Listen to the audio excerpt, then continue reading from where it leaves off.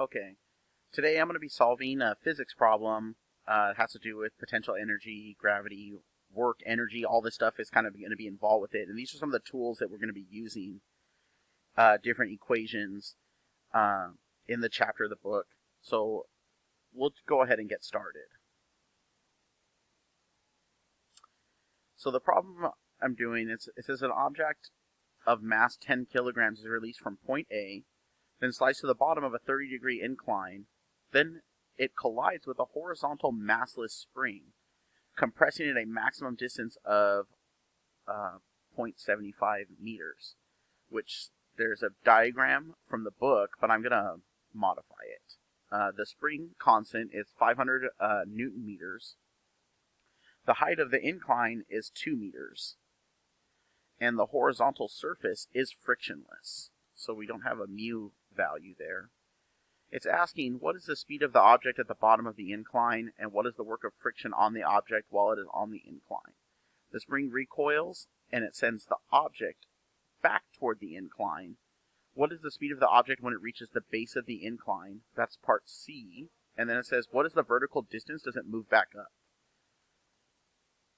So looking back at the tools we have, we're talking about work, energy, kinetic energy, gravitational energy, and the spring energy because it has a spring. So to get a better representation of this, we'd want to draw a diagram, and this is the diagram from the book.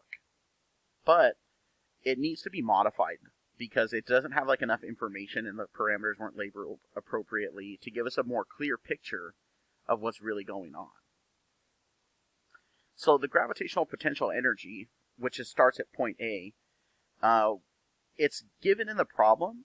We know because potential energy of gravity is equal to mgh. So we're just going to go ahead and calculate. And this information may or may not be relevant, but we're going to go ahead and do it anyway. The spring potential energy is also given by the potential energy of a spring is 1/2 kx squared, which plugging that in, we're going to get the value of 140.6 joules. So the first part is asking us, what is the speed of the object at the bottom of the incline?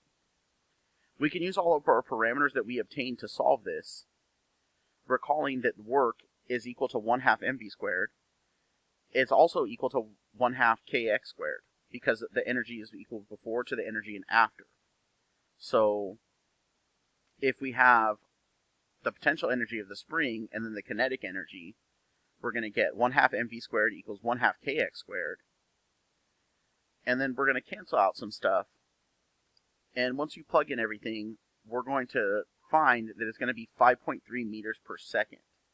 That's the velocity that it's going, or speed, because it doesn't really have a direction. But there is another way to obtain this if we would have just used the potential energy of the spring, the 140.6 joules, and you multiplied it by 2 and then divided it by the mass and took the square root, we would still get the same answer. So some of these problems, there are multiple ways to solve them. So for part B, I'm just going to continue moving on. It's asking what is the work of friction on the object while it is in the incline. The work of friction is equal to the energy lost when it moves up the incline. Remember, the energy before is always equal to the energy after. So the work of friction is equal to mgh, which is equal to 1/2 mv squared. So the work of friction is equal to the potential energy, which is also equal to the kinetic energy.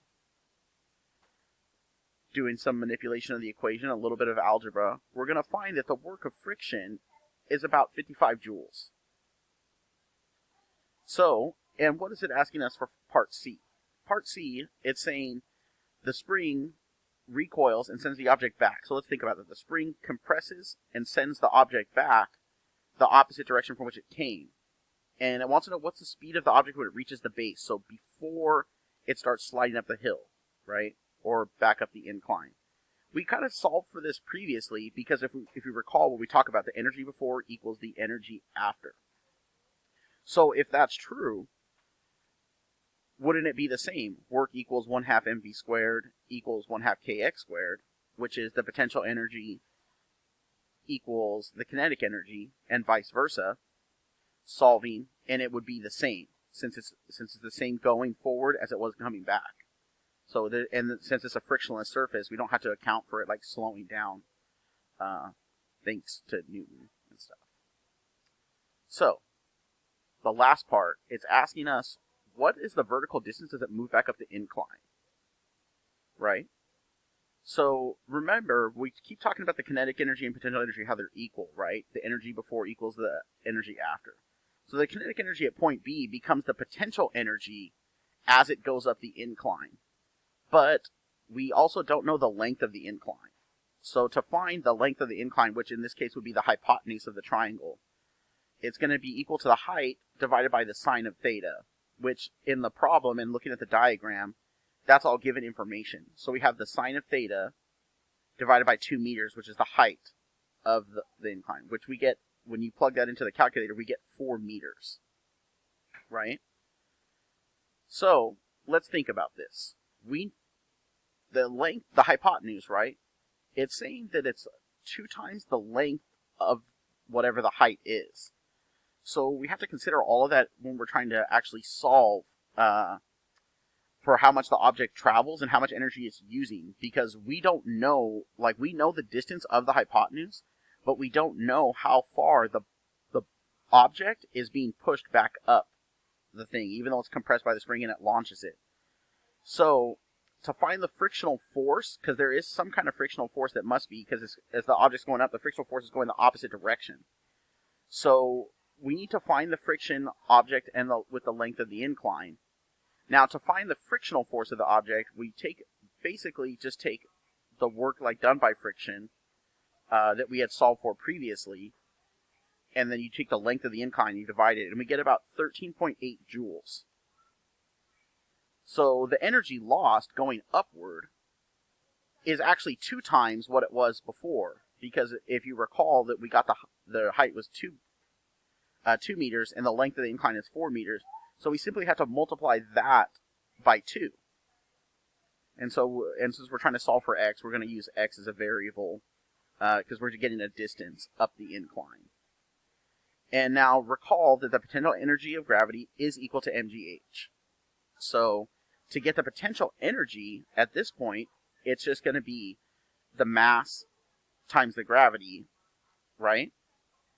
To get the potential energy, mgx, because we don't know what x is in this case since we're not using h. So finally, we can get the total kinetic energy by summing up the forces. We know that the total kinetic energy in this system is equal to the potential energy plus the energy done by friction. And if you recall before, if you look at before we solved for the potential energy of the spring, to remember I said that, oh, maybe the information may be relevant or not. So using this, we can actually solve for the distance. If you substitute in the value for what we got for the potential energy of the spring is equal to the sum of the kinetic energy and the frictional energy times the height or the distance traveled that the object slid up the hill, which we don't know. So if you plug in all those values, and you get 1.12 meters. Seems like a lot, and it was a pretty complex problem, but using the parameters and everything, we were able to solve it. And that's it.